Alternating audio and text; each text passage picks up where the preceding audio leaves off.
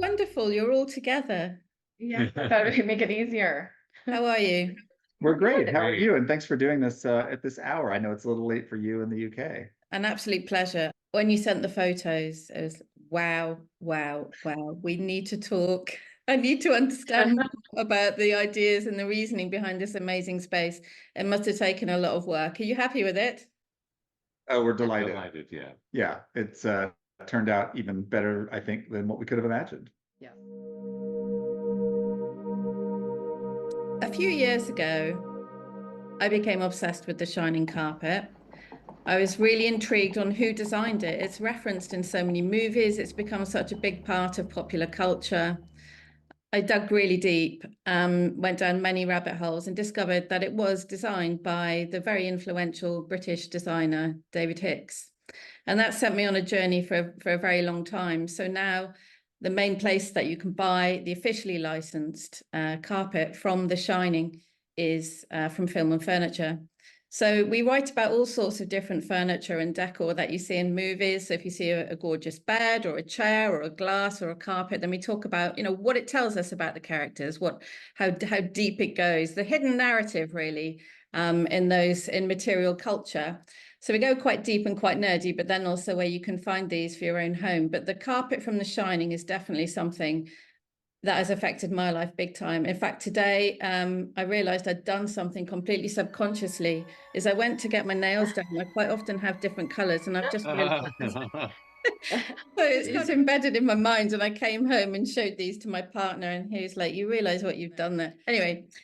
So Jennelle from Specialized Design, you reached out to us quite a while ago now and asked us if we could do a custom colorway of the carpet that appears in The Shining in the corridors where Danny's riding around on his tricycle, that famous hexagonal carpet. And you asked us if we could do it in a particular colorway. And we didn't really have much discussion. We provided you with a custom quote. And then I started to think, why did you want to reverse the colorways? And then at one stage in our conversation, you said, I'm creating a project which is based on Passengers, the movie. And then I triggered. I went online and did a search on The Shining Carpet, and it came up Film and Furniture. And then I did a search on your website, and the Passengers article came up. So from that, I actually found the set designer, and I emailed them.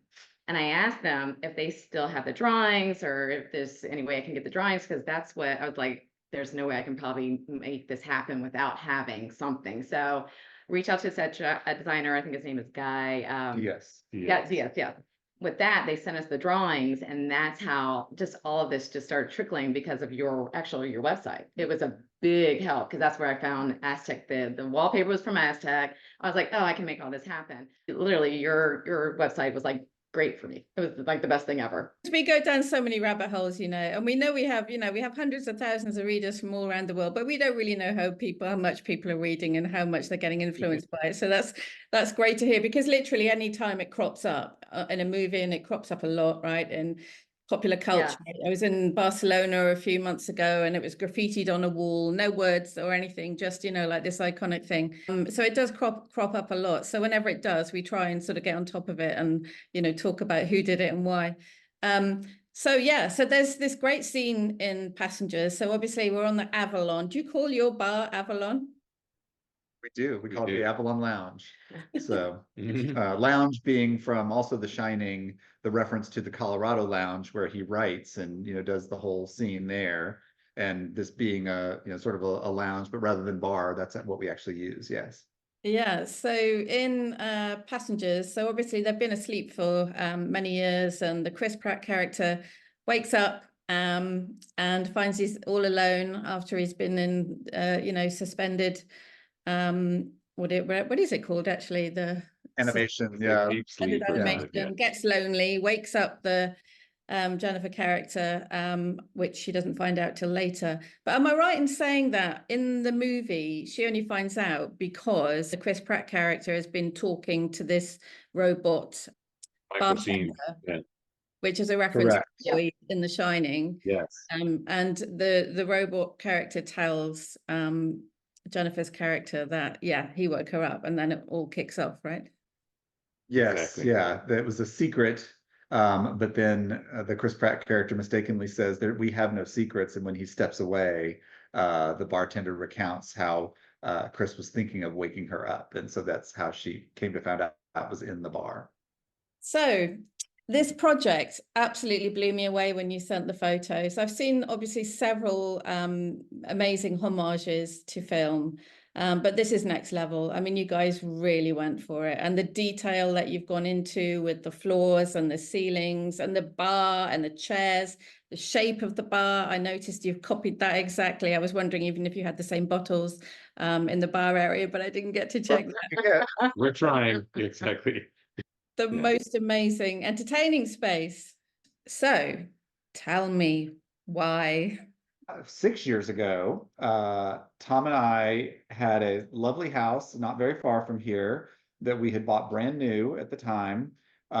It had too many bedrooms and not enough entertaining space, so we were looking for a tear down so that we could build a contemporary house. I always said I wanted to live in a big glass box, but our main criteria was location. And we are in Midtown Atlanta, and they showed us everything that was on the market, including this over 100-year-old house that had been turned into apartments that was for sale. And we weren't looking for a renovation, but we left and said, you know, the floor plan was actually really good in that house. So when we find our lot, we'll just copy the floor plan. Short story is we never found it. We ended up going back, doing a renovation. And so we had the opportunity to do basically a complete blank slate. There was almost nothing that was worth saving on the inside of the house. The outside has been restored to what it looked like when it was built in 1906, which for us in the United States is quite old. Then on the inside, we could do whatever we wanted. So it's much more contemporary and sort of updated.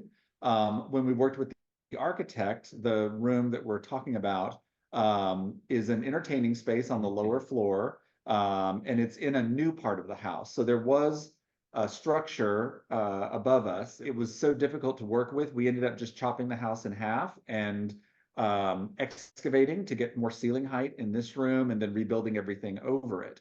And we were trying to think of like what we could do in this room.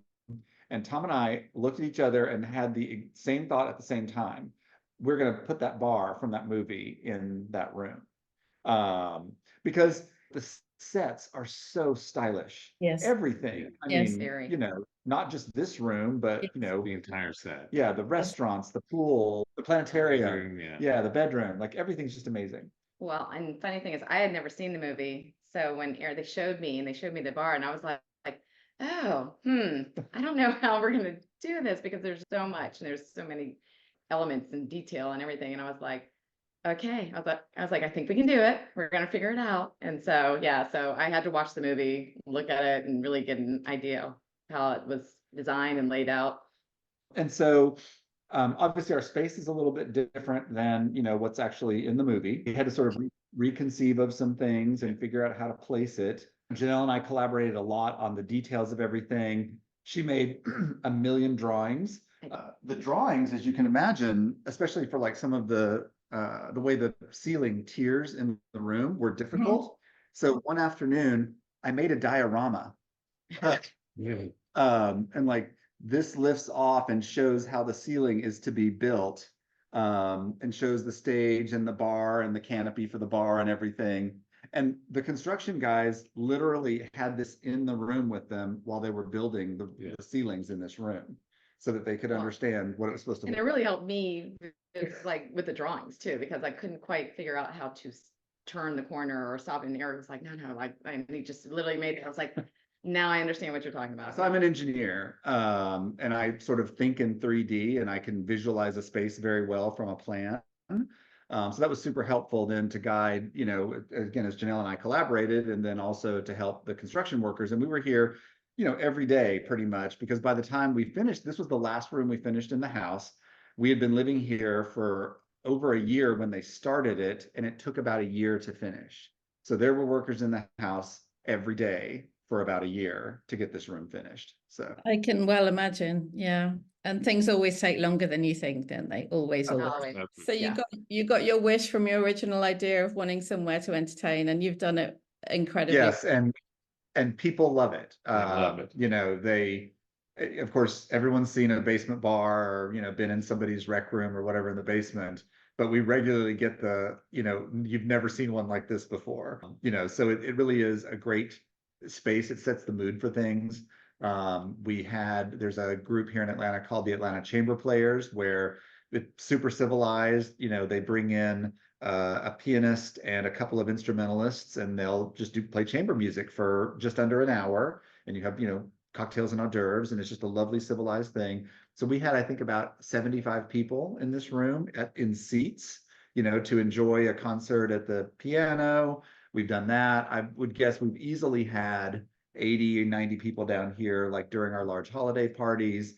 Gets super crowded, but we have an entertainer here, and they're playing music, people are dancing, the disco ball's spinning. So okay, crash, whether I'm invited or not, I'm coming. Exactly. So yeah, and you mentioned the piano there. So I noticed there's a few steps up on the platform. The piano in the film is also on a platform. So you've really emulated every little part of it. And that was even sort of happenstance. Again, the architecture just sort of dictated. It's the only place in the house where we have steps in a room, because we wanted to avoid that. At some point, I'm going to fall down those stairs.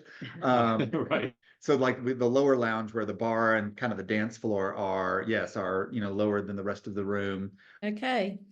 So when it came to the details, so you have, like I mentioned, the bar stools, the piano, the wall coverings, the ceiling, the gold curved couches, the hexagonal tables. The detail here is incredible. How much of that was customized, custom made, or how much did you manage to source? The Chase lounges they're kind of customized. It was sourced, but it was COM. So I came up with the fabric for them. They're from Interlude Home. The wallpaper, of course, is Aztec. We found out the one in the movie is actually custom, and we asked if they could reproduce it for us. And whatever, they didn't want to, or it was going to be super expensive. But they had this one that was so close anyway, and we actually corresponded with the set designer, Guy Diaz, to say, do you have your drawings? Could we ask them to produce it custom? And he's like, the one they have on their website's close enough. You should just use that one. We're like, okay, fine. The rest, most of it's sourced, I think. Yeah. Everything else is pretty much sourced. Erik did a great job finding the wall panels and the ceiling panels. I think the center light, the larger lights were custom. They were custom made. They were custom made, but they were made per the spec that you got from the set designer. So like the scale is exactly what they had in the movie in terms of proportion. And then the amber background, we were actually able to find a set designer who had worked on the movie and still had the design for the stone. So this is the actual one from the movie. And we found a place here in Atlanta it's actually printed plexiglass. It's not real stone. But we found someone here who could print it. And so I think we must have bought 18 of these 4x8 panels. Because it's behind the bar, it's all throughout the ceiling. But that was the kind of economical way to reproduce that part. We found the chairs, the exact chairs, and we're just able to purchase those. Amusingly enough, the bar stools we found at Home Depot. That's where those were purchased from. We recolored them and recovered them, but they weren't even terribly expensive. Chandelier is super close to the one that was in the movie. The doors are they're exact replicas of the movie. They were replicas. Yep. So you mentioned earlier, I mean, had you both watched Passengers, more than once or twice? Is it a big? Sure. Yeah. Yeah. So it's definitely a favorite movie. It wasn't just a random choice to copy the bar in Passengers. Correct. Yeah. We like science fiction movies anyway. Star Trek, Star Wars. There's a little romance in there, right? So it ends up being a nice story. I'm a science fiction fan, so it was a very interesting thing. Also, it's important to note that the house has elements from the 20s, in it, right? So the whole house has Art Deco elements in it, and so it felt kind of connected to the house, and to things that we really enjoy. Yeah, so it really fits in the context of the age of the house and the style. And I guess, the interesting thing about the reason that guy designed it this way in the movie is because everything on the spaceship Avalon is very cold and very hard and very white and very shiny. So he wanted the bar to be a place of kind of warmth and comfort, and hence the color schemes of the golds and the browns and the reds. So that sort of contrasts really nicely. But I also understand that he was referencing sort of Art Deco New York bars, and quite often they have friezes, which may traditionally have been about the sort of industrial era of sort of conquering and progress. In Avalon, we have the sort of interplanetary space travel and all these kind of things. So when you go into this bar, do you feel like you're going through time and space? It's funny, the way it's designed, it's kind of like a casino. There's no windows, you can't see out. So similar to being on the ship, you do feel very contained in a space. You have no idea what time it is. Like, Right. we've been down here with guests and we're like, oh, it's 2:30 in the morning. It can be Y'all hard have to to get leave. people out. Exactly. So yeah, so I think there is that sense of it, Yeah. you know, sort of self-contained and cozy and intimate. Yeah, you feel like you're in a different world almost. Yeah. I mean, it is very Yeah, cozy. we- It's we- extremely cozy, and it's wonderful actually. So you descend a staircase, obviously, to come into the room, and we started the wall tiles halfway up the staircase so that when you're in this room and you look over, you still see them. And so you feel like you're still immersed in the room, and, you know, you begin that transition like halfway down the staircase to begin to, you know, feel like you're in a new space. I was gonna say, like, I think one of my favorite aspects about the room is that it does feel like it's from another time, and you are you feel kind of transported, but also in the same way that it will never feel out of date, you know, because it's in many ways it's already out of date, right? So that part seems very cool. Like in other words, like it'll always feel the way it does now. Certainly not pandering to any trends or fads, so it will always be timeless in that way. So how did you find Jennelle? I work in consulting now, as I had shared with you, and I was talking to a colleague who used to work at a company we have here in Atlanta called Floor and Decor. It's a popular tile and kind of hard surface finishings store. It was actually founded in Atlanta in 2000. And I went into one, and one of the things they do is they bring in designers to help you. And poor little me, I was trying to put 3 different kinds of tile into a bathroom, and Jennelle was like, no, you can only have 2, just 2. Pick the 2. And so that was how we met. This is the third or fourth house we've worked on together. Oh, I see. So there was a lot of trust there. You understood each other. Oh yeah. Oh, very much. We've seen our kids, you know, like I think my son was either 8, I think, when I started on the first house, and his daughters were 10 and 12, I think. And they're all grown up now. They're all in college or out of college. And and you know, we spend a lot of time together. But we've developed a great, you know, collaborative relationship as well. Like nothing I don't think that we do is ever sort of imposing or, you know, whatever. We play off of each other. And again, I don't have a background in design, but I'm very attuned to it, and I like it. And I have an artist's eye and an engineer's brain. And Jennelle's got great creativity. And again, she finds, you know, always the right thing, you know, the color, the fabric, the whatever, that ends up bringing it all together. Have you ever done anything like this before, Jennelle? Any sort of homage? No. This is and you know, it's like funny when it was done. I saw it being produced. Thank you. Yeah. And then when it was done, I was kind of like, oh my God, I was the most like, wow. Like I couldn't even imagine that it really feels like you're in the set. Like it was such a wow factor even for me, even though I can visualize it, the whole thing, but coming into the space, it was just amazing. It was just amazing. So yeah, I've never done anything quite to the scale or I think you certainly met the challenge. And I guess you must have had a big team in there at some stage. There must have been people all over the place doing different things at different times. Yeah, it took a big team to do it. So the lighting design was probably the most intricate thing, the most difficult, and one of the most expensive. We had 2 different lighting consultants working with us on sort of how to execute and how to achieve the look. And then, of course, there's the craftspeople who had to come in and actually put it in. You know, it's not just all the indirect lighting that you see around the room. There's the bar top and kind of getting that correctly done. You know, it was very intimate. There's, you know, the carpenters who built the bar to the spec that we made and, you know, designed all that part. Of course, the artist who did the mural and then the artwork that you see behind us. You know, wallpaper person, the painters. And then when our contractor could not source someone to do the tiles in the timeline that I wanted, I ended up doing it with our daughter. Like I got the tiles and she and I were down here for, you know, days on end, gluing tiles over our head and cutting them, you know, with a specialty saw. And to me, it's great to come in and know that I actually, you know, participated in making it happen, you know, besides just the design and writing checks. Yeah, it sort of makes you feel more connected to the space somehow when you physically sort of done things yourself, doesn't it? As opposed to pointing. Right, exactly. But there, you know, so this is the seating area straight ahead of you. And that's where we've got 2 of the sofas and the famous carpet. To the right, when you come in, this is a hallway that leads to the elevator on this floor. So over here is the beautiful mural.